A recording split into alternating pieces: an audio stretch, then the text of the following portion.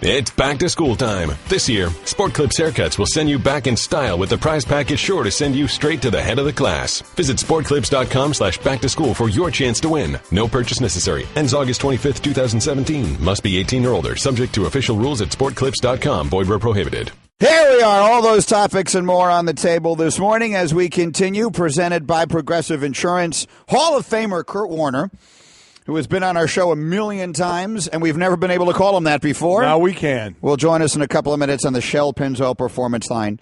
Well deserving of the honor. Was the last one to speak the other night, so had to sit and wait his turn for a long time. There are some long speeches. His was a long speech, and there were long speeches before him. It gets to be a very, very long night, no doubt about it. But a good night, and obviously, if you're one of those going in, a great night. Absolutely. And he'll have thoughts on all the different topics, and we'll talk about his getting into the Hall of Fame and also a bunch of current football, because, of course, he's a really good analyst now. Mm-hmm. And the thing about, we just had Will Kane in here talking about Jay Cutler, and here's the thing that I would say. Tell me if this sounds like the right way to put it. You don't compare these things in a vacuum all the time. I think people are looking at Colin Kaepernick, who, again, is unquestionably, in my mind, being blackballed. But you look at it in this particular instance, it's not a vacuum. It's not, is Kaepernick a better player right now with more upside and all this than Jay Cutler? The answer to that is yes. But in this particular case, because of Cutler's knowledge of the system and because they found themselves in this position when they did, it wasn't in early March, it was in early August. As Herman Edwards said, Jay Cutler can walk into the huddle today and call a play. That's a huge advantage. That's why it was a move that made sense. These are not comparisons that are made in a vacuum. Does that make sense? It makes sense. And also I talked about short-term and long-term, how the Dolphins are looking at this year, but who's to say if the thought process, again, what have we been talking about? Players that are playing older. Jay Cutler's 34. Yeah. If Jay Cutler has a good year, who knows? Who knows if they want to keep him around another year or two. I have no idea, but that could be a thought process, of course, as well. As opposed to the thought if Kaepernick was the quarterback this year, maybe he would be the long-term guy because you don't know where it's going to be with Tannehill. But yeah, you can't look at everything in a vacuum. You have to look at it for the situation at hand. And to me, the situation, I'll say it again, we've said it a ton before. When Tannehill went down, the first name I thought of was Cutler as well. So. Me too. My first thought was, can they get Cutler to come and play?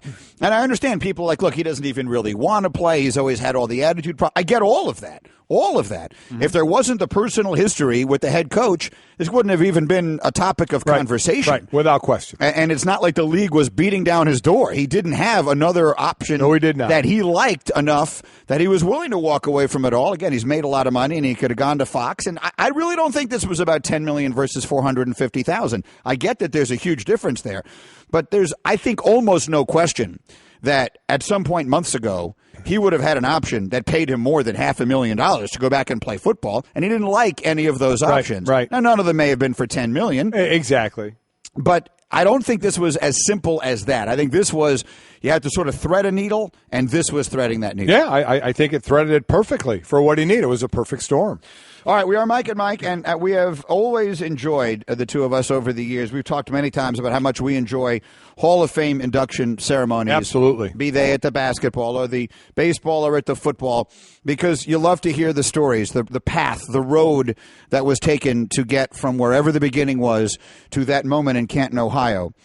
And I think it's probably safe to say there have been very few, if any, paths less traveled than the one that was taken by our next guest and new Hall of Famer, Kurt Warner, who joins us on the Shell Pennzoil Performance Line. Kurt, congratulations. What a delight to talk to you, and I hope you're doing well. How's everything this morning? Everything is great. Always great to talk to you guys as well. Been a busy week or so, but what a great week and a fun week to share with my family. Was there a point, since you were the last speaker, to you wondering if you were going to actually speak on the actual day you went into the Hall of Fame, or was it going to pass midnight before you got on stage?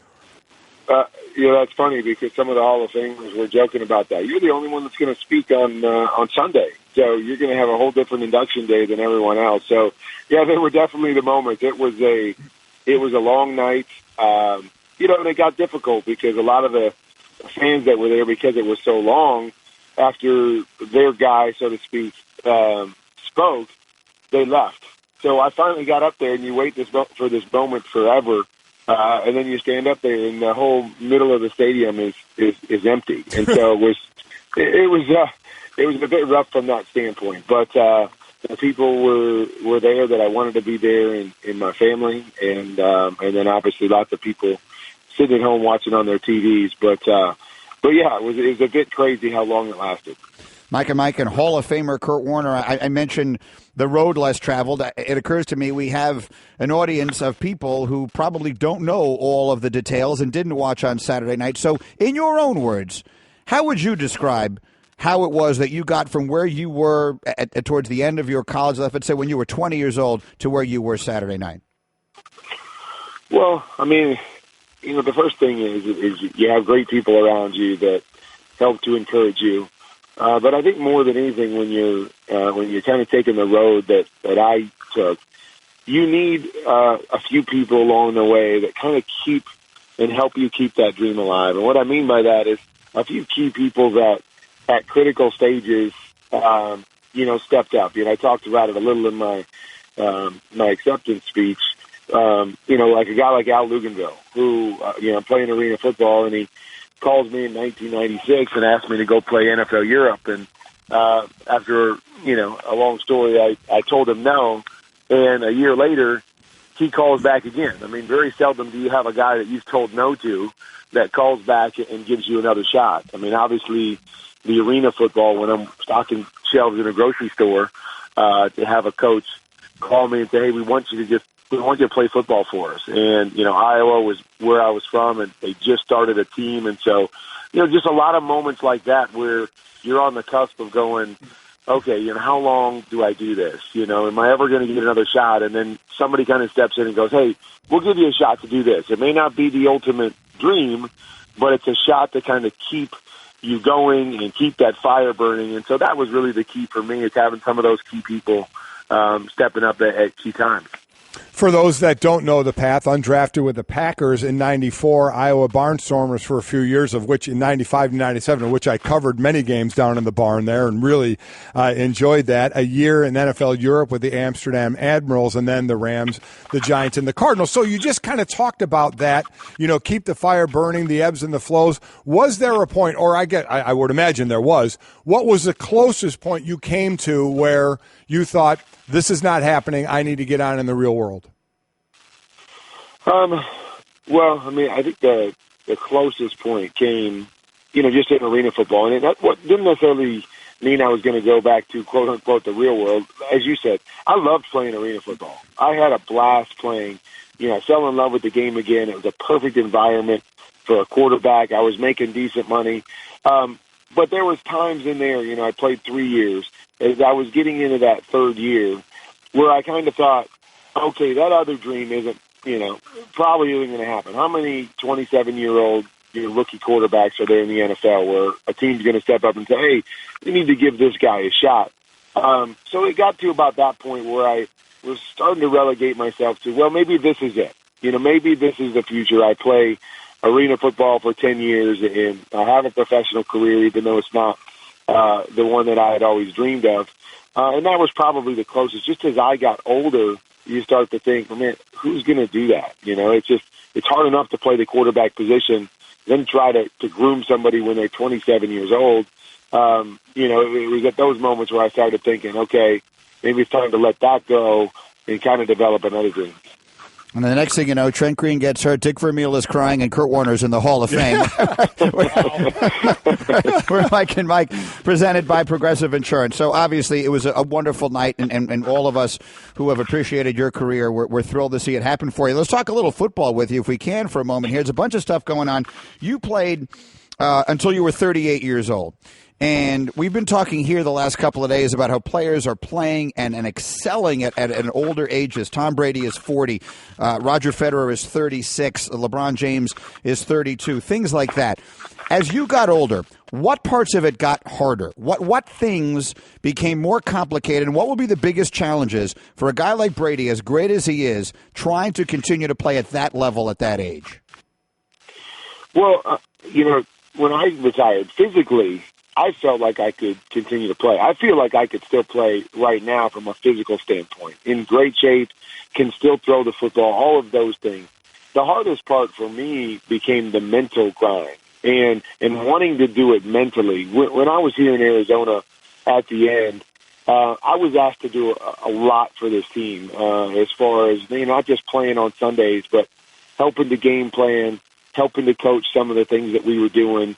And so it became such a huge grind. I wasn't sleeping very well. The last Super Bowl I played in, I weighed in at 201 pounds, which I had never, I hadn't weighed since I was a junior in college, just because of the stress and the pressure of that. So it started to become more of a job and less fun from that standpoint, and it was taking me down a road I didn't want to go down.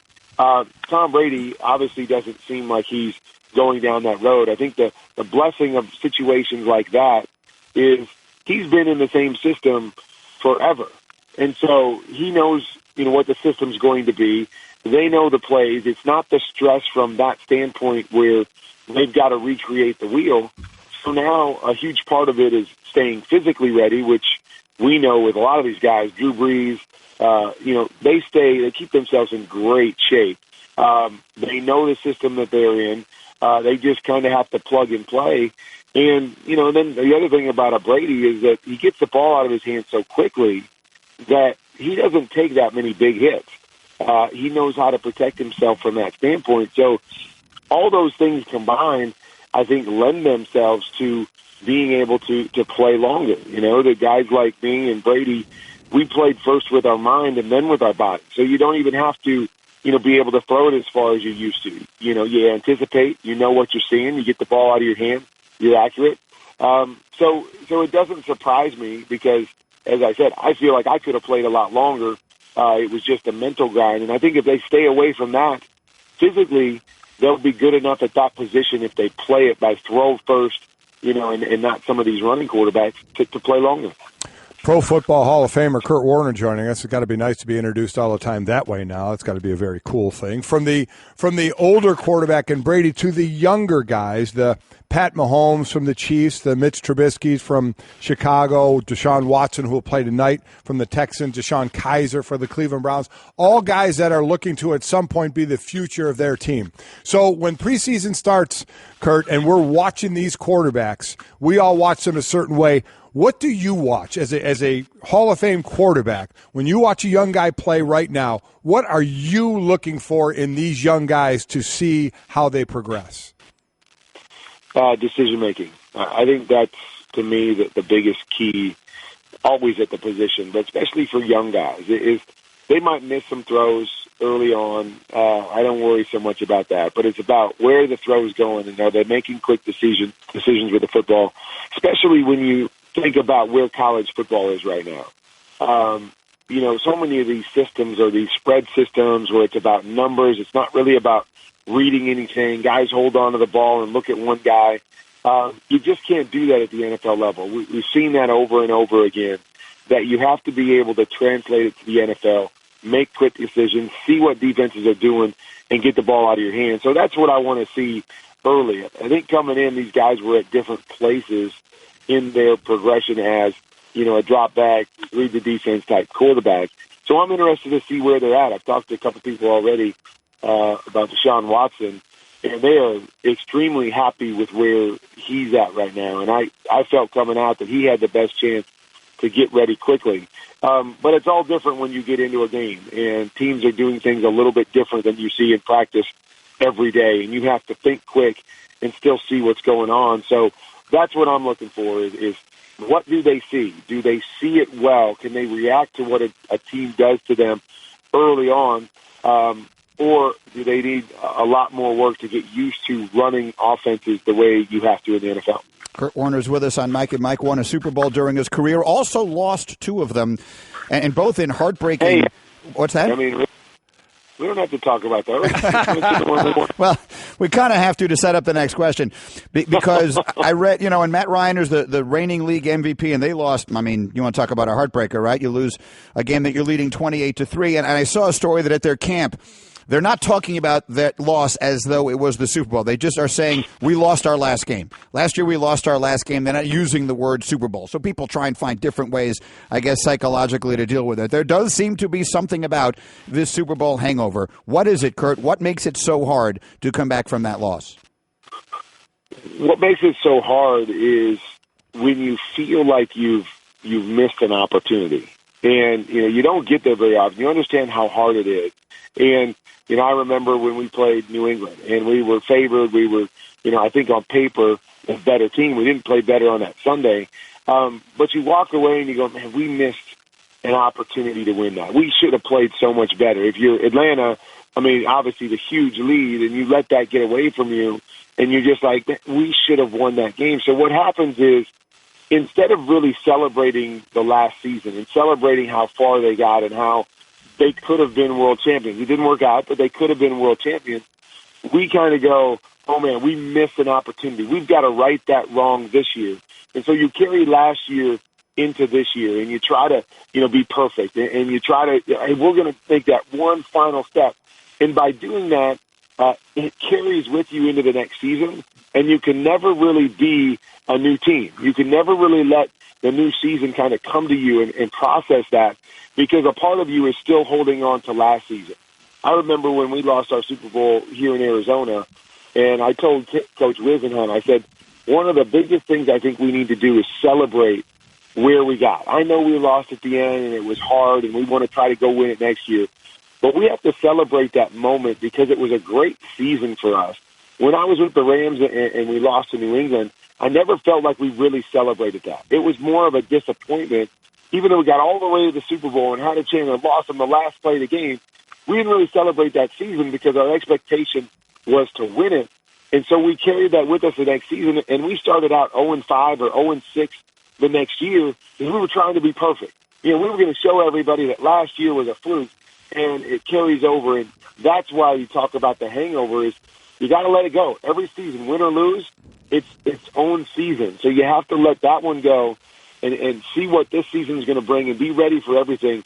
But it's very difficult to do, especially when you lose, in a manner on the last play of the game, or you lose in a manner like Atlanta did with a huge lead, everybody thinking they were going to win, and then they kind of blow it. One of the reasons I've always said about players, the negatives stick with you a lot longer than the positives, and that may contribute to the hangover as well. Kurt, you're a Hall of Famer now. Your wife Brenda, she introduced you to that, been your best friend forever. You have a house full of kids. Are you treated any differently in your house now that you're a Hall of Famer? Come on, you guys know better than that. Yeah. That definitely does not happen. Still, if there's one place to be humbled in life, it's at home. And so, my kids are always letting me know, even though, like my boys who play football and kind of dream of being where I am, that they recognize, I think, with this, what that meant for me as a football player, and that Dad was a pretty good football player.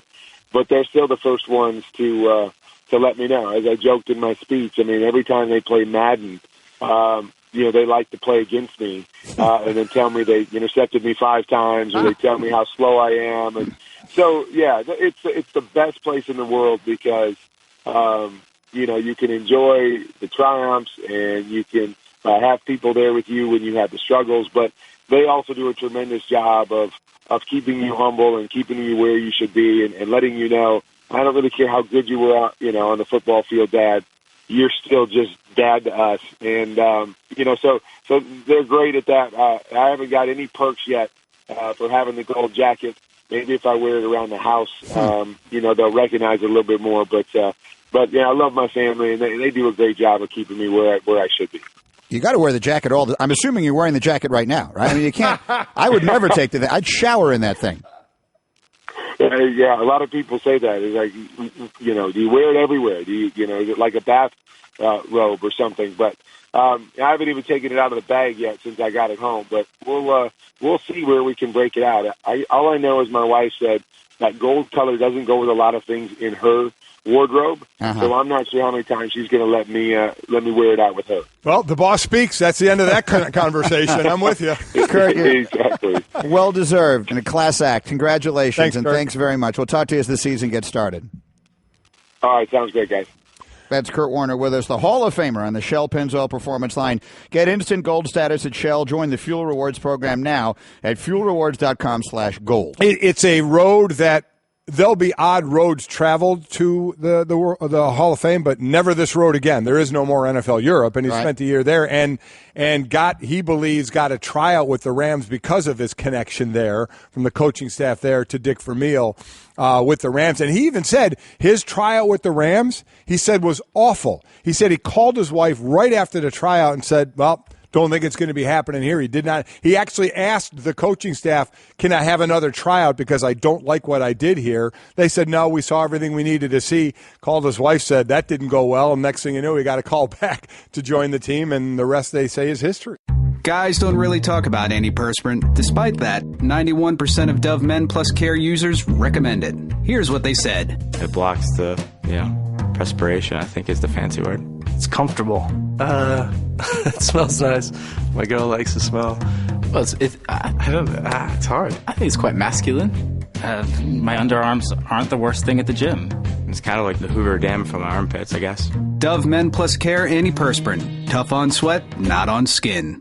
Hey everyone, Mike Golick here. Support for the Mike and Mike podcast comes from our friends at Rocket Mortgage by Quicken Loans. Chances are you're confident when it comes to your work, your hobbies, your life. Rocket Mortgage gives you that same level of confidence when it comes to buying a home or refinancing your existing home loan. Rocket Mortgage is simple, allowing you to fully understand all the details and be confident you're getting the right mortgage for you. To get started, go to rocketmortgage.com/Mikes. Equal housing lender, licensed in all 50 states, NMLS, consumeraccess.org number 3030. Good morning, Louis Riddick. Men, what's going on? Did you watch any of this, the Ocho stuff? Any ESPN Ocho? I saw some of it. I saw a little bit. That what was it called? What's the golf throwing the frisbee? Froth. Well, it's called disc golf. I kind of like that one. Yeah. I kind of like that one. And dodgeball's sweet now. I mean, I'm all Dodgeball for on a trying to crush somebody with the trampoline. ball. Yeah. On a trampoline. That's just incredible. Yeah, I'm all for those things, man. I saw a lot of the football frisbee as well. I watched some of that. You know, I never played Red Rover either, man. You never played the game Red Rover? I've heard it, but I've never. Red Rover, St. Louis. Yeah, I've heard that. I've heard that as well, but I never played that. Look, tag in our neighborhood was like basically crush. If you're trying to crush somebody and not be it. It was that simple. Got really physical. It was the brutal. In my neighborhood, south side of Willowick, you didn't want to go there. Yeah, no, we didn't have so much of that. But I did enjoy the Ocho activities. All right, let's get through some business here with Louis Riddick. We've got a lot of stuff. Let's start with the Cutler move. Now, you've been there. You've been in these front offices where something happens. Now, I don't know if you ever lost your quarterback in preseason, but we all pay attention when it's a quarterback. Mm-hmm. But for teams, they always lose somebody in preseason, right? It could be your right guard. It could be a outside linebacker. So take us to that first meeting. Tannehill's down. Who's in the room? What's the conversation? How quickly do you have to act? And how do you think they arrived at Jay Cutler? Well, I mean, that starts at the very top. Obviously, ownership, principal decision makers, GM, personnel director, head coach, offensive coordinator, which really in Miami is pretty much all the same guy as far as head coach, offensive coordinator, a guy whose opinion who counts the most, and that's Adam Gase. Look, those kind of situations, especially when you're talking about quarterback, you kind of like really try to get a lot of the opinions out of there, and you ask the guy who's calling the plays, who's teaching that position, what do you want and what do you need? Because that's a very unique position that has a lot of nuance, a lot of relationships built into it. And that's why, look, as much as people want to hate on Jay Cutler, and I've hated on Jay Cutler as much as anyone, I said he's the ultimate tease. And I said, that Blake Bortles was about to take Jay Cutler's mantle as far as being the ultimate tease in the NFL. This is the good fit for them and for what Adam wants to run, how quickly he can get him up to speed, and then how he can keep the rest of the offense moving along. It just makes sense that way. Look, Jay's personality, his body language, his natural intrinsic leadership skills, we can crush them all we want. And we have on national TV in our own homes when we're just sitting there watching the guy. But this is about Adam wanting someone who he was comfortable with, who he didn't feel like he had to slow down the rest of the offense, the rest of the teaching progression as far as what he wants to get done so far in the preseason. And he really thinks that the guy still has talent that can help them win football games. So I know that we're going to naturally make the jump to, well, why wasn't Colin Kaepernick brought in here and start having that discussion? But if you took all of that out of it and Colin Kaepernick wasn't someone who was sitting on the street right now, I don't think there'd be that much of an uproar over Jay Cutler signing, other than the fact that personally some people just don't like him, which is justifiable in many ways. If Jay Cutler doesn't play all that well and they don't feel they have a quarterback, Tannehill, they can get out from underneath that after this year. Do you think Ryan Tannehill's days are done with the Miami Dolphins? I thought this was a very important year for him regardless, because of the fact that whenever you give a front office a way to get out, and they built that into the contract anyway, you don't want to give him any reason to go ahead and exercise that out.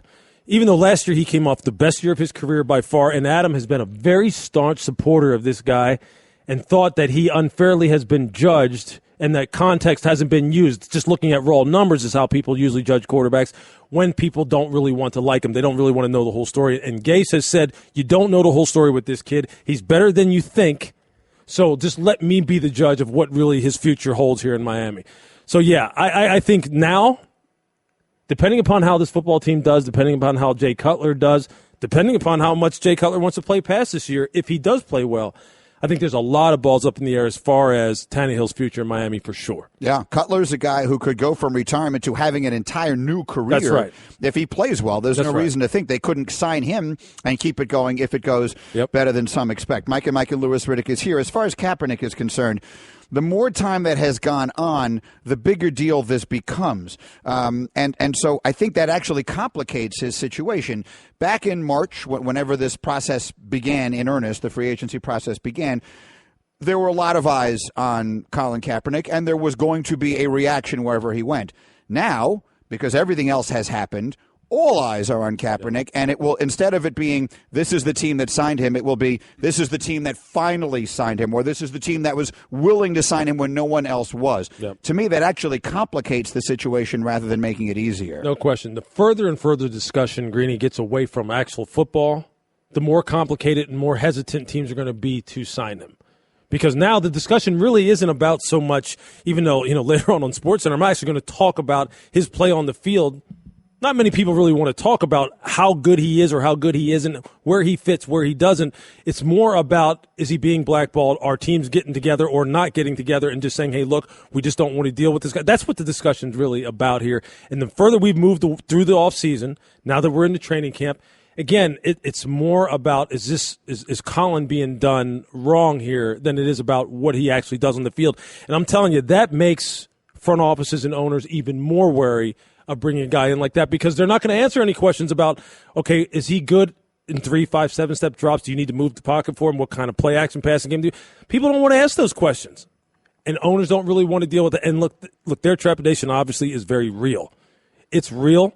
I've talked to people in the league, and just kind of beating this subject around a little bit and kicking it around. It's real. People are worried.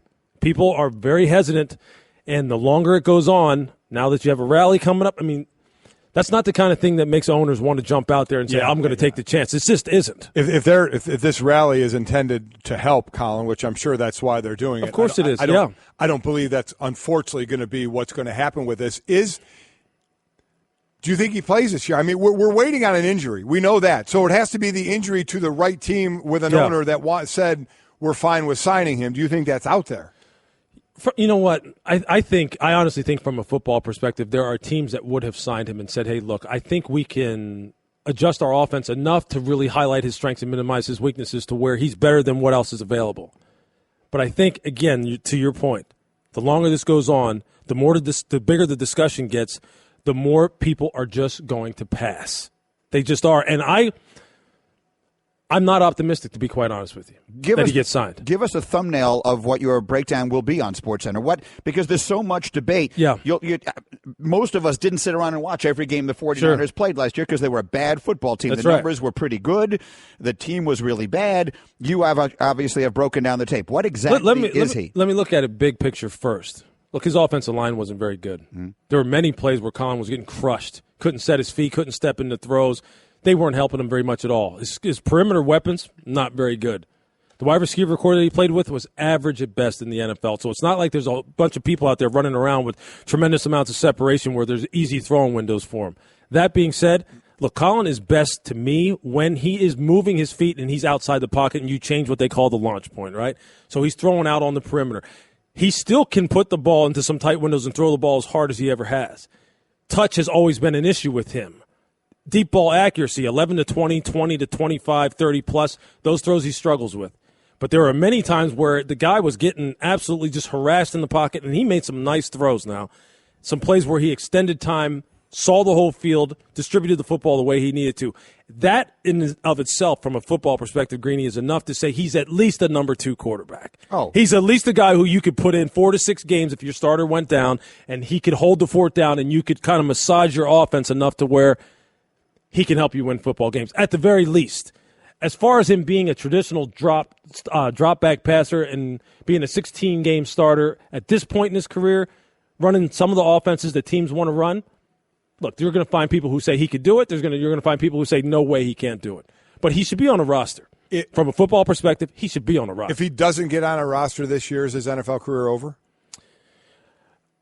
I just think, again, as time goes on and the conversation gets bigger and bigger from a social injustice perspective, which is what Colin was fighting for in the first place, I think people are going to step back and step back and step back. Whether you agree with that or not, and we know that what Colin was fighting for was the right thing, obviously, I think people will they're going to err on the side of caution as far as how they see things. Well, Greeny, we're halfway through another baseball season, and we're really seeing some players who stand out as winners. Kind of like business travelers who win at business by staying at La Quinta Inns and Suites. That's because you can put your La Quinta Returns loyalty points to work on the spot with instant free nights. Just drive up with no reservation and instantly redeem points for a free night that same night simply by using the La Quinta app. It's like hitting a grand slam. With an app instead of a bat. Well played. Prepare to win at business by learning more about instant free nights and check out the summer rates at lq.com. Preseason game 1 for preseason week 1 starts tonight with the Texans and Carolina. Yep. 90 guys on a roster, 53-man roster. My quick math tells me 37 people aren't going to have jobs at the end of this. My somewhat quick math tells me that's 40 to 41% of rosters right now will not have jobs when this is over. So tonight's game, when those type of guys should get the most time doing this game and or the fourth game. Mm-hmm. Are there players tonight who will make a team because of what they do, and then are there players who will be done because of what they do tonight? Yeah, you know what? Both. And that's because they're human beings who are making the decisions, and we all have our biases, right? But there's no question, I think for sure, you can without a doubt explode yourself onto the radar first game right off the bat. I know, I've lived it. Been there. 1992 Atlanta Falcons. Preseason. First game of the year, we're playing against the Cleveland Browns up in Cleveland. I get into the game in the second quarter. Very first play. They had Kevin Mack then. Big Kevin Mack. The running back for the sure. Yeah. Who I remember before the game, I remember telling guys like Scott Case and Jeff Donaldson, old safeties used to play for the Oilers. You remember Scott Case from I Oklahoma? played with Jeff, yeah. I mean, these guys were, back in the day now, let me just make sure, let me contextualize this. That's when the game was a little bit different. We played it different. Mm-hmm. I remember saying then, look, I am going to put a lick on Kevin Mack. I'm going to make Jerry Glanville remember me tonight. And they were like, hey, big boy, you might want to pick somebody else other than Kevin Mack. And I was like, nope, 34. That's who I'm getting. And the very first time Kevin Mack comes off the goal line, they've never run in like 22 personnel, like a heavy set, trying to just get the ball off the goal line. Boom!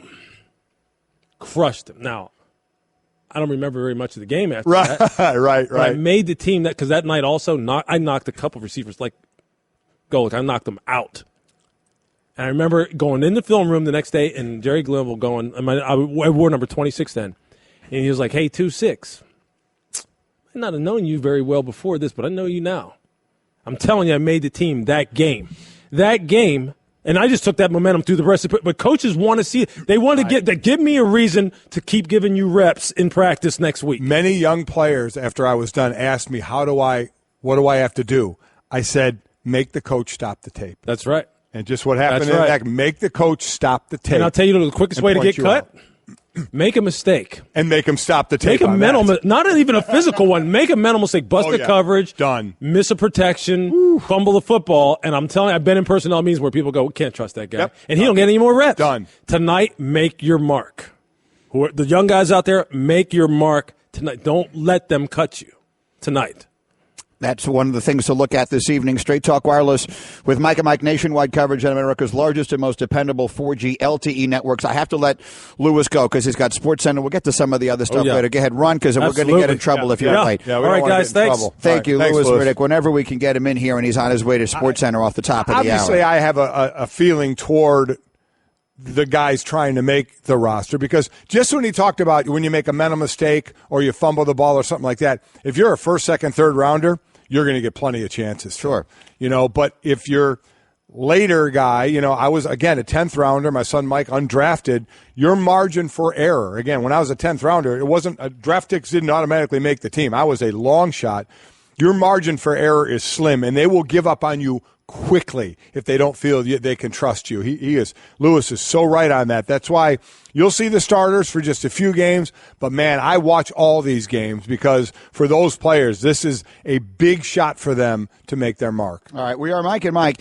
In the meantime, I just was jotting these names down as we were sitting here thinking it through, because Herman Edwards was asked the question about the NFC East and ranking the quarterbacks in order, and he put Dak Prescott last. And I understand that to the extent that you have to put Eli and Cousins first and second because of their body of work. Wentz and Prescott have 1 year each, so you have to wait and see. I think right now I'd put Prescott ahead of Wentz, but whatever. I just started thinking about it. Is that the division right now that has the best quarterback play? Which division in the NFL has the best? Just to give you some indication of the top to bottom, the pathetic quality of my life, I actually wrote down the quarterbacks of every team in the NFL and broke them down by divisions. And there isn't any question in my mind which division has the best quarterbacks, and it isn't that one. Well, I'm not going to do it in my head in a second here. You go ahead and tell me who. There's no question, in my opinion, it's the NFC South. The NFC South is the only one where you've got four basically star quarterbacks. Right, yeah. You have Jameis Winston in Tampa, you have Drew Brees in New Orleans, you have Matt Ryan in Atlanta, and you have Cam Newton in Carolina. So Cam was the MVP 2 years ago. Ryan was the MVP last year. Brees has been the MVP and is one of the most decorated quarterbacks that ever lived. And Jameis Winston is, quote-unquote, the next one, right? He's a guy who feels like he might be on the verge. You would have to, as crazy as it sounds, put him last right now. Yeah. But if you were drafting the entire league and you could pick any quarterback to start with under a certain age, there's a lot of people that would take him. So to me, that division is the strongest. That is, I agree. You look at others that may have three. You look at the AFC West: Alex Smith, Phillip Rivers, Derek Carr. But the Broncos, Trevor Siemian, your guy is going to get the start. But we'll see. He's going to start the first preseason game. Paxton Lynch will start the second. Either way, they're listed as co-starters. Whoever starts that's still the fourth, and that's a long way from the NFC South. So I would agree with you. Yeah, you've got Roethlisberger, Dalton, and Flacco in the AFC North. Yeah, you do have a few with three. You have Aaron Rodgers and Matt Stafford together with Sam Bradford in the I don't know what you want to say about that. That's really about it as far as AFC the South. You've got Marcus Mariota and you've got Andrew Luck. Yeah, that's Are people that you like. Two. Well, let's see who's the starting quarterback going to be in Houston. Who is going to start the season as the starting quarterback? I think Savage will. At least. I think he may start. Deshaun Watson, from what I understand and talking to people and what they say, is he is really coming along well. And I had said from the beginning that that's a guy with the experience. That's a guy that I would trust earliest. But let's also pump the brakes and remember you didn't draft the quarterback in the first round or beginning of the second round for this year. Right. If they play this year, that's great. You drafted him for the next decade. So if he doesn't pan out until year 2 or year 3, so be it. Our expectations are just so high that you want to see it right away. So I thought Deshaun Watson would be a guy that could step in right away, and he may. He may be Deshaun Kaiser, we heard, was doing well and had kind of a rookie-like scrimmage, so he is not getting the start. Osweiler is. So I think Savage may start it, but I think Deshaun Watson could be the closest to it. The other thing I'd say is the NFC East is the only other division besides the NFC South where every quarterback situation is completely stable. Right. Like, you can't say that about any other one. Nope. And again, I don't know that you could say it's totally stable in Washington because of the uncertainty of the Kirk Cousins future. Yeah. But he's stable. Yeah.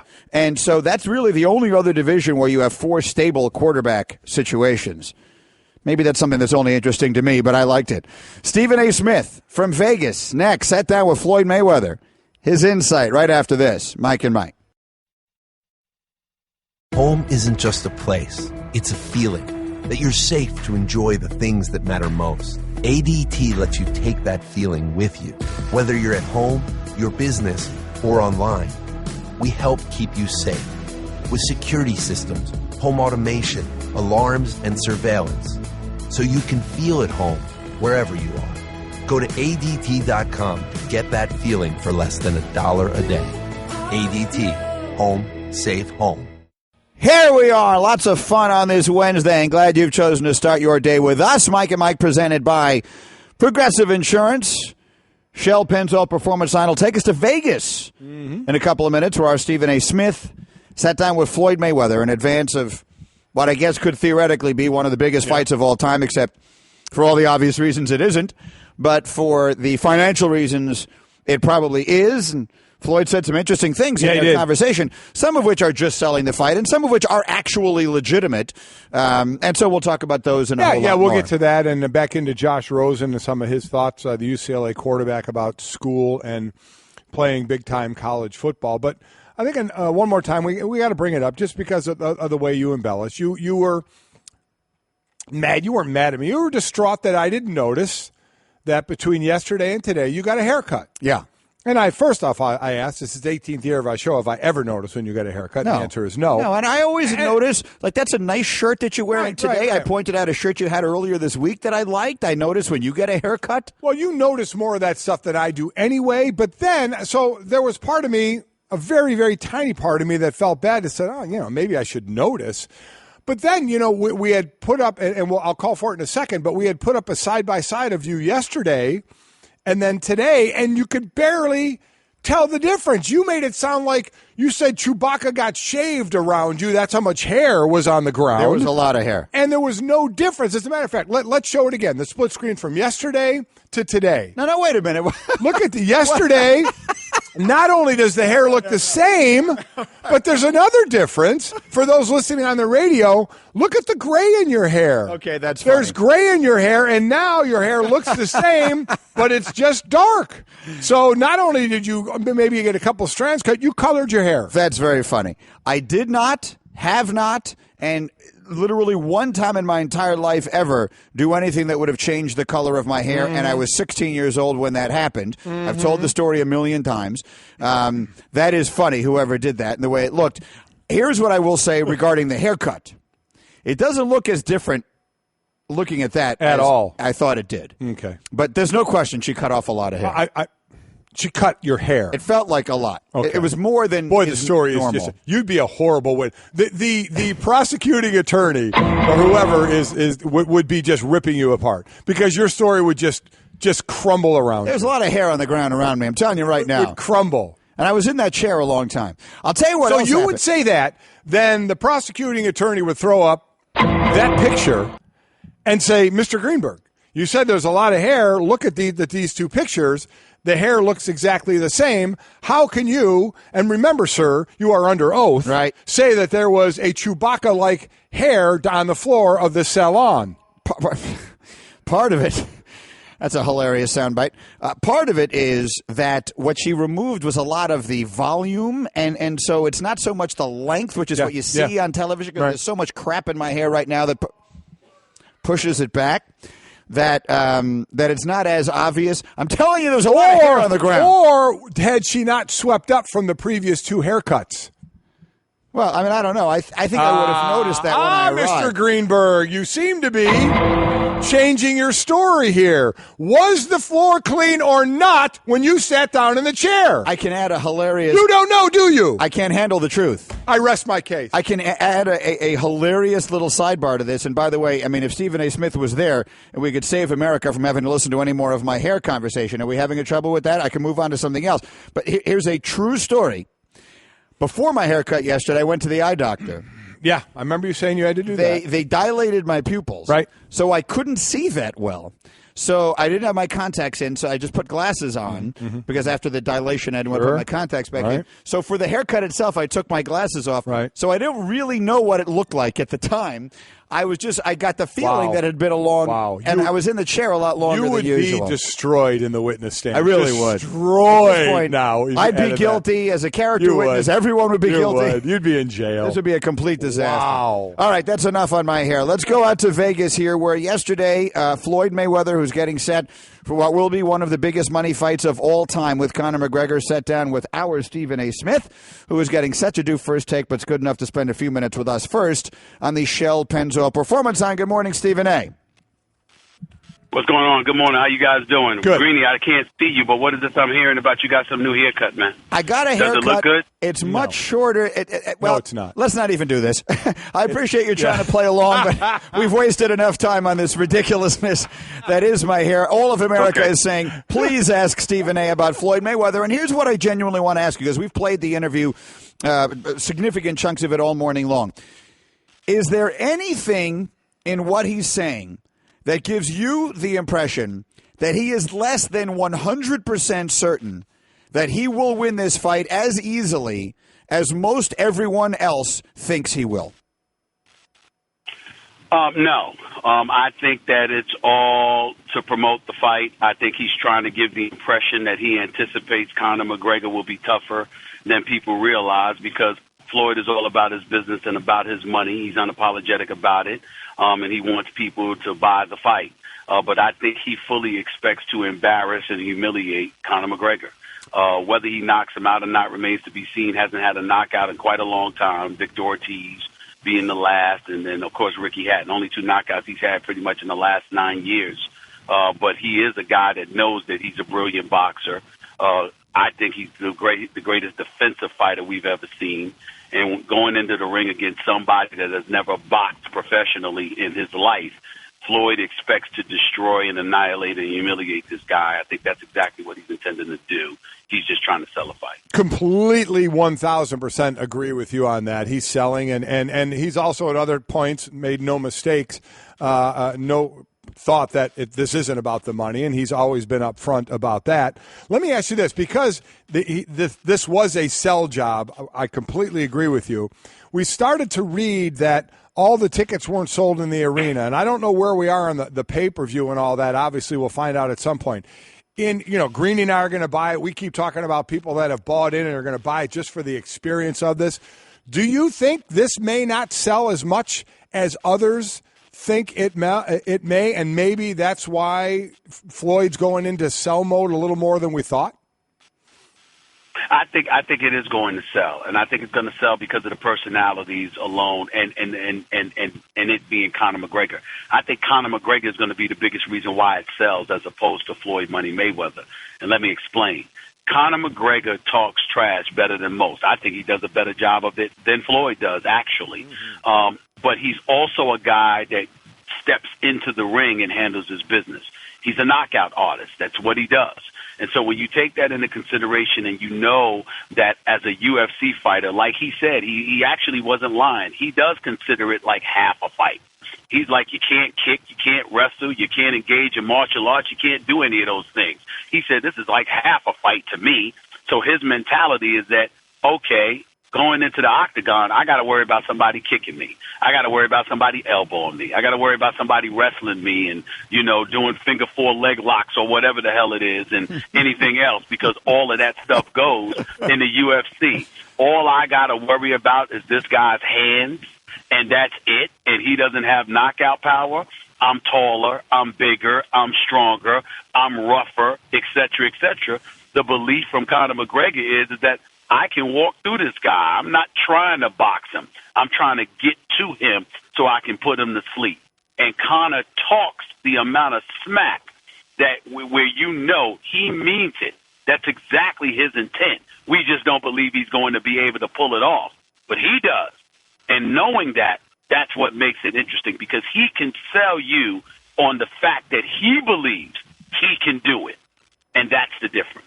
All right, so we're about 2.5 weeks away from the fight at this point, and we'll see what winds up happening there. Mike and Mike, Stephen A. Smith, were presented by Progressive Insurance. A couple other quick things before we let you go.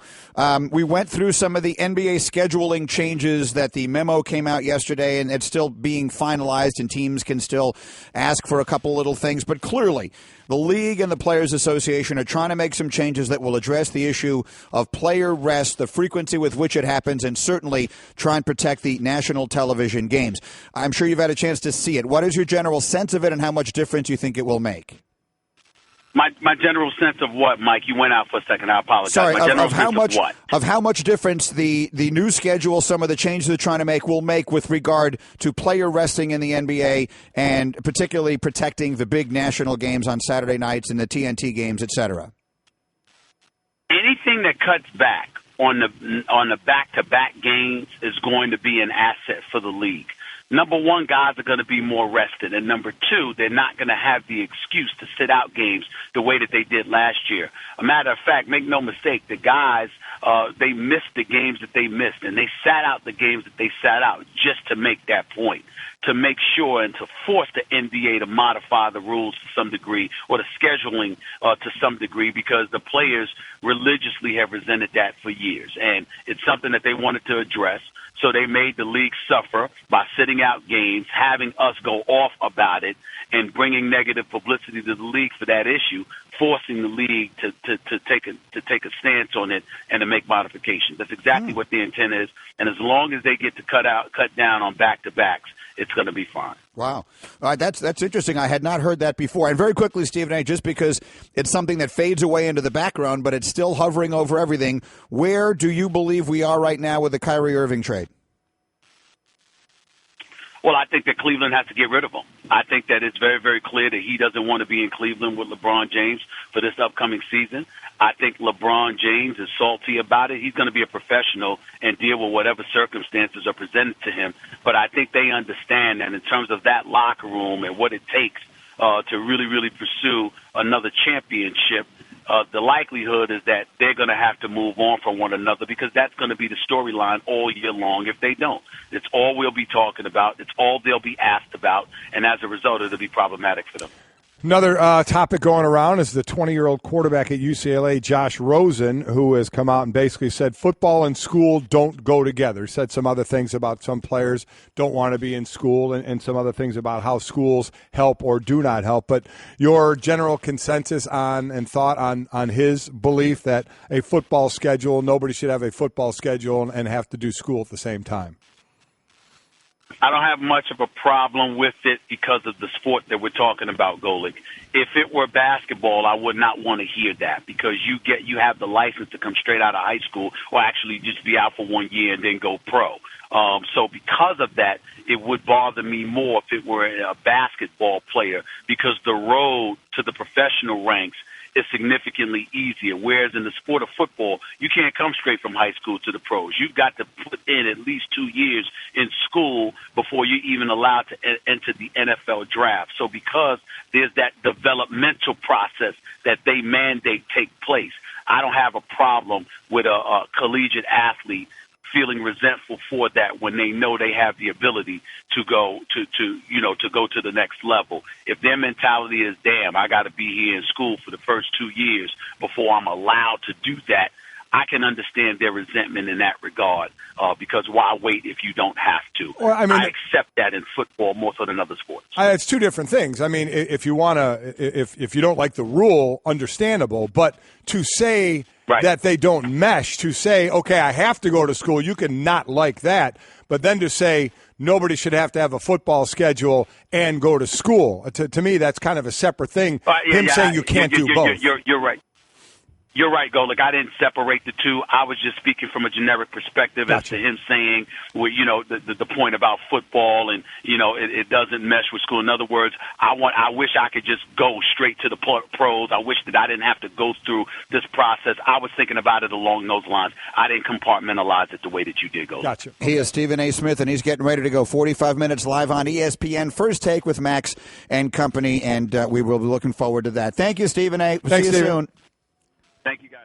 At Stephen A. Smith, again, first take. And I'm glad he knows, obviously, Mayweather. He's been with him before. And I'm glad he felt the same way. And you could, to me, easily see through and see what he's doing when he's trying to sell this fight. That it was just a huge sell job to all of a sudden all the talking that he's done in life to now say to a guy that's never had a professional boxing match in his career should be a favorite on paper over him. You just knew that just wasn't realistic. What is to you the most entertaining scenario? So we have both said we're going to buy it. We're going to watch the fight in our own homes. I'm not going to a movie theater. So let's of all the realistic scenarios, I mean, the most interesting one is actually McGregor winning. Oh, absolutely. But let's even take that off the table. I feel like that's as close to impossible. But you're asking what I to me, I mean, my expectation is it's not going to be a great fight. So what's the best thing to happen to me is that Conor McGregor makes it a great fight somehow, some way. Another thing we have to work, in my eyes, and he's working on that, but Conor McGregor's not used to going this long if he does go the distance, of these rounds, this many rounds. So conditioning is going to come into play. And I get what he's saying about half a fight.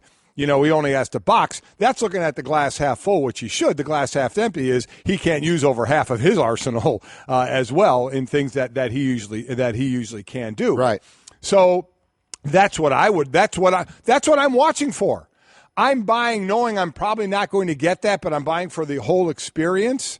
But I'm hoping that McGregor lands. I'm hoping McGregor lands one. I'm hoping he makes it a fight. I'm hoping he stings Mayweather and it doesn't go how we think it will go, where Mayweather could dominate the fight and possibly knock him out, whenever he wants, as some people think that he can do. Do I want to see that? No. Hell no, I don't want to see that. I want to see some controversy. I want to see something that throws a monkey wrench into this thing. Let me ask you another question that is going to ask you now to purely guess. You've told me a million times that every athlete believes he or she is going to win when they step out there. So, like, for example, I look at the New York Jets, and I hear their players, because I follow that, obviously, and I hear their players saying, I'm not going to talk about tanking and all that, and I respect that. Absolutely. I get the fact that sitting here as a fan, I can say, oh, yeah, they're going to be terrible. Them going up against a player they believe they're going to beat. I totally appreciate and understand and accept that their mentality is, we're going to prove the world wrong, right? We're going to show everybody, all these naysayers and blah, blah, blah. I get it. But this is different. This is a pure money grab. That's all it is. It's all anybody believes it to be, and it's impossible to try and justify it as anything else. Down deep in his very heart of hearts, do you think Conor McGregor thinks he's going to win? I think he believes he's behind the eight ball, but I absolutely think he believes he's going to win. Because this is, as a glass half full guy, what am I thinking? I'm going against a guy who's one of the best defensive fighters around. I don't think he has knockout power. I believe, and I absolutely believe, Conor McGregor thinks he's tougher than Mayweather because he's involved in, he thinks, a tougher sport in MMA. He says, I'm tougher than he is. He's not a knockout guy. He's not going to knock me out, and I'm going to get my punches in. I'm stronger than him. I throw harder than him, and I'm going to land some punches that are going to sting him that he hasn't been hit with before. I absolutely think McGregor believes that. And along with that is a fantastic payday, don't get me wrong. But yes, I do believe his mentality is looking at the positives of it, of saying, can I sit there and get in a boxing match with this guy and beat him? No, but that's what you do. You do that before any sporting event. We go into a game plan I go into, and we don't look at the strengths of the team we're playing and say, let's just match that. Let's just do everything. Let's let them do that, and we'll try and beat them. You try and find weaknesses. You try and game plan what's going to help you win, and that's what he's going to do. And that's what you look for is no knockout power. He's 40 years old. I'm tougher than him. I'm going to hit him as hard as he's ever been hit. I just have to find those shots and those openings and get them. I get it. Now, of course, what you couldn't do is change the sport to basketball or something. No. If you couldn't match them at what they were doing. But I understand what you're saying. The difference here is he would do it. He would be in this even if he didn't believe it. Like, he's doing this for the money. Doubt. So this is the one case where, in his heart of hearts, even if he was like, man, I have no chance of winning this thing at all, he'd still do it. Without question. By the way, a little little news here that we got from Adam Schefter. The Atlanta Falcons and two-time Pro Bowl running back Devonta Freeman have agreed on a 5-year contract extension. Freeman, a 2014 fourth-round draft pick out of Florida State, was moving into the final year of his rookie contract, originally scheduled to make $1.8 million this year. He emerged as a key figure last year in their high-octane offense, amassing over 3,100 yards from scrimmage and 27 touchdowns over the last 2 seasons. Yeah, been a good fantasy guy. Extraordinarily good. He's really blown onto the scene there in the last couple of years, and he was, the GM said getting his deal done was very, very important to us, and we'll see. So he's done. Remember, Le'Veon Bell, the top back in my opinion in the league, still holding out. The only thing he can play for this year, is $12.1 million. I believe he can only play on the franchise tag. He can't get a long-term deal like Devonta Freeman did. So we'll see when that ends. And I firmly believe that holdout will end in another week or so. But right now, he's still out. As far as the most guaranteed money of any running back, in fact, I'm even going to put this in the form of a question. No Googling. Here's another one of my little no Googling questions. Which running back in the National Football League currently has the most guaranteed money in his contract? We don't know what Freeman's is yet. No, we do not. So Freeman might surpass this. But at least before the new deal for Freeman, which running back in the NFL has the most guaranteed money in his deal? No Googling.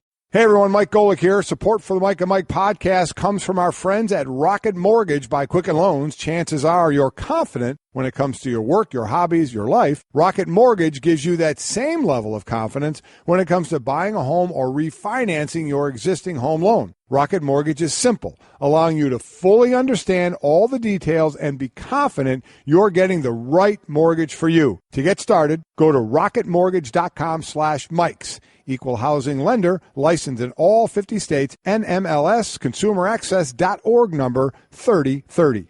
Daddy, where do babies come from? Honey? Mommy went to the store. Oh, well, you see, there's a mommy and a daddy, right? Right. And see, when they call Geico, they could save a bunch of money on car insurance. Oh, really? And that makes them happy? Yes, that makes them very happy. That's good. Yeah. Well, I'm glad we could have this talk, Sunshine. Geico, because saving 15% or more on car insurance is always a great answer. I thank you for not Googling. Yeah. We threw out the question. We don't know what Devonta Freeman's contract is going to be, what the guaranteed money will be. But as of this morning, before he got his new deal with the Falcons, which running back in the NFL had the most guaranteed money in his deal? It's sort of a trick question. Yes, it is. Because of the top 5 on that list, 2 have never played a snap yet in the NFL. The number 1 person is Leonard Fournette. The number 4 pick overall is guaranteed a little over $27 million for his contract. Number 2 is LaShawn McCoy, $26.5. Zeke Elliott, just under $25 million. That's based, again, off his rookie deal. Christian McCaffrey, who makes his preseason debut tonight, drops down then to $17 million. And DeMarco Murray is number 5 at just over $15 million. So if you're looking at, you want to try and slot where Freeman will be come in the top 3 somewhere. He'll probably, come in somewhere area. with the guys who have played. Fournette and Zeke Elliott, their deals were what they were. They're no matter who got drafted in that spot, that's basically what they were going to make. You're right. As far as the guys that are playing, Shady McCoy has a deal that is so much bigger than any other running back. Shady McCoy got $26.5 million guaranteed. The next active player on that list was DeMarco Murray at 15. Again, we know Zeke has a year, but Zeke's playing off the rookie contract. Yeah, he got drafted number 4 overall. That's what did it. Right, that's exactly right. So of guys who've played and signed another deal, I mean, the going rate, you get to $20 million. That's an enormous amount of money. Right, so certainly Freeman's going to be there. It's just a matter if he's past LaShawn McCoy or not, or right in that general area. And then you start to think, what is Le'Veon Bell going to get next year? Because, again, he can't negotiate until next year. What's David Johnson, who I think is the second best back in the league? What will he get when he redoes his or gets his deal done as well? So, where Le'Veon Bell wants to set that mark, and David Johnson will be very happy if he sets a very, very high mark. Okay, so there's Devonta Freeman again as teams finishing up all their housekeeping before the start of games, and we got a preseason game, as we mentioned, tonight with Carolina and Houston. Okay, so I see a tweet here from our friend Damian Woody, whom you know how much we love and how much I respect. Right. And he's involved in the Josh Rosen discussion on social. I could just tell from what he's tweeting that there's all of Plenty this of people are. conversation out there. Again, the UCLA quarterback Josh Rosen, 20 years old, yesterday in a wide-ranging interview with Bleacher Report, had two comments that really stand out. By now, you've probably gotten some wind of what he said. But the first one that really stands out is football and school don't go together. They just don't. Trying to do both is like trying to do two full-time jobs. And that sentence, that little thought in and of itself gets a lot of attention. Mm-hmm. The other was bringing Alabama into my guess, and I don't know Josh Rosen from a hole in the wall, is if he could do this again, he wouldn't have named them specifically. If he had just said, there's the other side that says raise the SAT eligibility requirements. Okay, raise the SAT requirement in Alabama, see what kind of team they have. You lose athletes, and then the product on the field suffers. The people of the world are going to take that as a shot at Alabama. Sure they are. I don't know that he didn't mean it that way. I don't either. I think he looks at Alabama. Alabama's the best team over the period of years in college football right now, so he may have meant it that way. But I don't know. Just the team you point at. Right. But if you just took out Alabama and instead said, raise the SAT requirement across college football and see what kind of teams you have, you will lose athletes and the product on the field suffers, it would be an indisputable statement. Yep. It's undoubtedly a true statement. Yes, but he did use Alabama. By using Alabama, that got a lot of attention. We all can't wait for Nick Saban to be asked about it. Now, here's another thing I want to mention. So Damian Woody just tweeted in response, I'm sure, to a variety of other people. He tweeted, people, I don't want to hear your student loan stories. It's not relevant to the topic. Here's what I would say. I understand that. You're right. There is no similarity between people. I consider these varsity athletes to be doing a job. And they're being compensated for doing this job. Josh Rosen is being compensated, and this is true at every school that has these scholarships. Your sons and the kids who play at Northwestern, it's true of everyone. They work at football, and they are compensated by being given a scholarship. Right. So I understand that part of it, and so the student loans part. But what I think is important to remember is that the people who come out of college with student loans, that is forever going to inform the way they view this debate. Mm-hmm. So you may not think it's relevant because they're two different things, but there's no way to divorce people's feelings. It's much like asking people, don't talk about how much money athletes make. Don't even think about it. If you hear an athlete complaining about his lot in life who has a $40 million contract, you're never going to tell a person who makes a normal American wage, well, take the $40 million out of the discussion. And that's going to be true, I think, for this discussion as well. People who walk out of college with $100,000 in debt are never going to feel sorry for an athlete who worked hard who walks out of it debt-free. I disagree with Damian. Why isn't it relevant? Why isn't it relevant? You know, and my son Mike said the same thing when we talked about the people who work have to work to help get their way through school. That's their choice to do. They're not on scholarship, so they're choosing to do it. The football player did the same thing. They chose, didn't they? Come signing day, did they choose to sign their name on the scholarship to a team? And along with signing your name, you knew what came with it. Right. So that was your choice, just as someone who went to school and couldn't pay for it and knew they were going to have to work, they made that choice. They could have maybe gone somewhere else where it was cheaper, maybe not had to work as much. They made the choice. The football player made the choice, correct? Yes. Did he not make the choice? He did. I would argue that for a football player, it isn't really a choice. If you want to play football, you have no choice but to sign one of these deals. Do you? Yes, you have to go get a scholarship and play college football somewhere. You Did can't you go play Division an II? NFL player. Do we see NFL players come out of Division II? But very few. Do we see them? Yeah. It's about a choice, Greeny. It's about a choice. Yeah, but they made a choice. I understand that, but they made a choice. They would have to do the same work. No. And just in not Division get a scholarship. Division II, it's not the 20 hours. It's not the mandatory like it is at big time football. You make the choice to go to big time football. You make the choice to have to put that time in if you want to make it to that next level. So at the lower levels, you're saying that they put less time in. I'm not. I don't know, and I'm going to ask this. I don't know. I don't know if there's a mandatory 20 hours Division II, Division III. I don't know that. Yeah, I don't know that. I understand the level of pressure and all that kind of stuff. But you're still making a choice. Totally I don't want to different. hear that it's not a choice. Well, I don't want to, because the person that chose a school that's $50,000 because they wanted that education, they made that choice, right? Yeah. They could have gone to a school that cost $20,000 and would have had to pay back less. But they made the choice to go to a more expensive school. Right. You made the choice to sign to go play at Notre Dame, at Stanford, at Alabama, at Nebraska, at Oklahoma. You made that choice. Yeah. So you know you have to live in the confines of what that choice brings. Right. So to me, there is a similarity. Yes, there is definitely a similarity. I think that look, I don't want to put words in Damian Woody's mouth now at this point. He may be arguing with people who are trying to diminish what the players are doing for their scholarship, and that's what I'm saying. They're doing a job. No, I agree with that. So mine isn't. So I guess I should wait and see what Damian meant. So that's just from me. I don't distinguish too much between the two as far as when you're talking about a choice being made. All I'll say is emotion is what steps into all of these conversations. Without a doubt. So I cannot tell a person who graduated from college with $100,000+ in student debt. I mean, we all know tons of people who are working like crazy years, decades after graduating from college and are still paying back their student loans. To feel sympathy for a football player who had college paid for, particularly those who don't go on to great pro careers, because they wind up in the same job market that they're in and all that kind of thing, and living differently. And when their checks come, nothing has to come out of it for student loans. So look, I get it. I didn't have to do all that stuff when I was in college. I didn't have to work 20 hours a week and lift weights and study film and all that kind of stuff. I didn't have to do it. Right. So I was able to be a normal college student.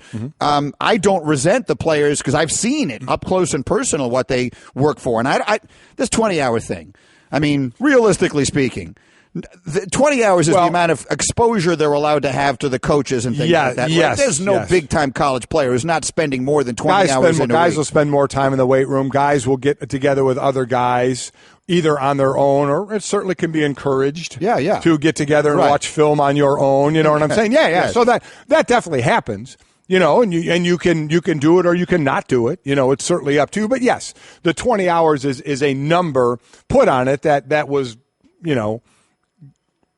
come about by somebody or some group of people that said we think that that's an amount that they can handle while still doing their schoolwork as well because they're student athletes. Even though we all kind of chuckle at that every now and then. But yes, that's normally a lot of times for some. Not for all 85 scholarship players and 120 guys on the roster do they go more than 20 hours. Some do the time, go to the meetings, do their thing, and then they're on their own time after that. The place that I think it would change for me dramatically is if there really was an option. And if you're a highly touted high school football player who has realistic dreams of going and playing in the National Football League, yes, in theory, there are other paths you can take. But they are, in every conceivable way, the road less traveled. Right? The best way to have a chance to have that career is to go to one of the big colleges, sign that deal. Yes, it is. Even if you don't agree with all the things that are in it. You know what you have to do, though. You know what you have to do. You put your name on that scholarship, you know exactly what comes with it. Right. But you really don't have that much of an option. No. You really don't. Few choices. You really don't have any other choice. I have a note here that says the 20-hour rule also applies. It does apply to Division 2. Okay, there you go. Okay, I did not know that. So anyway, we're hearing from this morning, and we'll read some of the tweets in a minute. A lot of people who either were college athletes, are college athletes, have kids who are college athletes, and the way they have handled this. And all of those will inform the way they feel about what Josh Rosen said. And you are correct. Anybody who wasn't a scholarship athlete and had to maybe pay back a loan or not have all that will never view it any differently. Just like, as I've told pro athletes, don't ever talk about your money. Yeah. Don't ever talk about it in a way of, I'm not getting enough, or I can't deal with this, or I need more money, or I should have more money. Okay, it's pretty simple. Having a $40 million contract doesn't mean you have no problems in life. Right, exactly. But it does mean no one wants to hear them. Exactly right. No one wants to hear about your problems if you have a $40 million guaranteed contract because your problems and their problems, they can't comprehend life the way you're living it. Well, Greeny, we're halfway through another baseball season, and we're really seeing some players who stand out as winners. Kind of like business travelers who win at business by staying at La Quinta Inns and Suites. That's because you can put your La Quinta Returns loyalty points to work on the spot with instant free nights. Just drive up with no reservation and instantly redeem points for a free night that same night simply by using the La Quinta app. It's like hitting a grand slam. With an app instead of a bat. Well played. Prepare to win at business by learning more about instant free nights and check out the summer rates at lq.com. Mike and Mike reminding you, if you miss any of the show, including Kurt Warner in Hour 3, you can listen to all 4 hours of Mike and Mike on demand in the ESPN app. And now you can subscribe to our Best of podcasts, all available in the Listen tab of the ESPN app. PGA Championship starts tomorrow. Tiger Woods' name is trending. I clicked on it. It has nothing to do with golf. Here's a very quick Update. A Florida prosecutor says Tiger Woods has pleaded not guilty to driving under the influence, will enter a diversion program later this year. Woods entered the plea today. The 41-year-old golf superstar will enter a diversion program October 25th. Tiger's attorney had no comment. Tiger was not in the courtroom today. Under the plea deal, prosecutors will drop the DUI charge from his arrest in May when he was found asleep, apparently under the influence of a prescription painkiller and an anti-insomnia drug. No alcohol was found in his system. So, again, he pleads not guilty. He enters a diversion program. From what I can tell, just a quick perusal of some of the reaction on Twitter, this is sort of very commonly the way these things tend to be adjudicated for first-time DUI offenders under those circumstances. So that's, if you're wondering why is Tiger Woods' name trending, there you have it. Meanwhile, as far as Twitter reaction to our conversation about college, collegiate athletes, and all of that, Douglas tweets, Golick, you're correct. The argument is only valid for those who make the NFL. Otherwise, the scholarship athlete graduates debt-free. Well, but the bottom line is the person that I made the NFL, and I had guys on my team who did make the NFL. We worked the same time. We worked the same amount. We were in the weight room the same time. We were on the practice field at the same time. We were in the meeting room at the same time. That person did extra as well. Correct. You know, if I did extra, then other people did extra. And some just do the 20 hours. So that ends up being a delineation because now they're in the NFL making way more than the average person is. But during that time in college, the person that doesn't make the NFL is working just as hard. And even look back at the you're looking at the after, let's back at the before. Mm-hmm. The kid who comes from Beverly Hills gets the same scholarship as the kid who comes from no means, right, even though his family may not need it and could easily afford to pay for that. But it's because he's working just as hard. He put just as much into it. He doesn't deserve to be. He shouldn't be penalized for the fact that came out that way. And Josh Rosen seems to fall somewhere in that category. Uncle Bill tweets, I get the choice talk, but college football players don't have options the way basketball and baseball players do. That's absolutely another conversation, but it's a different conversation. Just like we had Stephen A. on, that's the side he went to. And thinking Josh Rosen, if he was talking about that. And I get it. There are no other options. But if you make the choice to get there, then the work that has to come with it and the schooling, I took that differently as Rosen saying you can't do both. And my opinion is you absolutely can do both. But to your point, Uncle Bills, you are right. I mean, the options are limited. I mean, same in baseball. Remember, baseball, you can go out of high school, but if you choose to go to college, you're there then 3 years. But I like that because I'm with you. A true choice. Again, you're right. You're right. It is a true choice. It's a real option. For you can go play professionally, or you can go to college. Yeah. And if you want to go to college, you got to agree you'll stay this long. That's fair. And even if you don't, even if you get a scholarship or a chance to go to college and you don't have aspirations in the NFL, you obviously still have to go and put in your time and put in your work and use it and get your degree. But yes, when you start talking about, again, we're talking about the 1% of those who go to college, play football, and then make it to the NFL. But it is a true point. If you go there and your aspiration out of the NFL, you have 3 years to put in. Under Fire tweets, what a crock. Playing a game is not the same as working your way through college. Nobody puts their fast food apron on a mantle. Listen, that's just pure resentment. Yeah. I worked in college. I waited tables in a pizza place. It was a job, and I was proud to have it, and I showed up and I worked and I did the best I could, and I would never have compared myself to the quarterback of the football team. They're just two totally different circumstances, and that's a perfect example of how you'll never get someone to feel sorry. And I'm not saying anyone should feel sorry for Rosen in this case. That's not what I mean at all. There's nothing necessarily to feel sorry for, but some of the points that he makes are legitimate. They're absolutely legitimate. It's not the same thing. And I do completely believe that the people who play these sports for these schools, particularly when there is a lot of revenue being generated by it, that's a job. That, to me, is a job. You are there to do a job. Here's where I'm going to disagree with you. The guy, one of the 85 scholarship players, is doing his 20 hours of work a week. The girl swimmer is doing her 20 hours of work a week. Why does it make a difference what the football team is making? Why for that 30th guy on scholarship is it different? Why to the outside, okay, it brings in money, but to that player, to me, just pick me and my daughter. Okay? Right. I went on and played in the NFL. Right. I had my 20 hours a week I had to work. What's the difference? What was the difference of my 20 hours of work for what I was doing? I wasn't in the NFL yet. And Sydney swimming for 20 hours a week. And by the way, her work was harder than my work, but regardless, her 20 hours a week and my 20 hours a week. What does it matter what the revenue is of the sport? It doesn't matter one bit. Looked at that way, there is no difference. No, and that's what I'm looking at.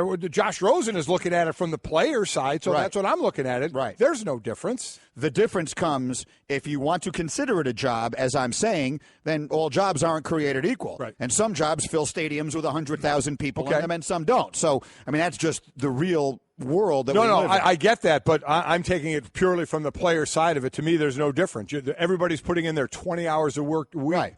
If you can't do one, you can't do either. That part of it I totally agree with. If one of them is too much to deal with, then all of them are too much to deal with.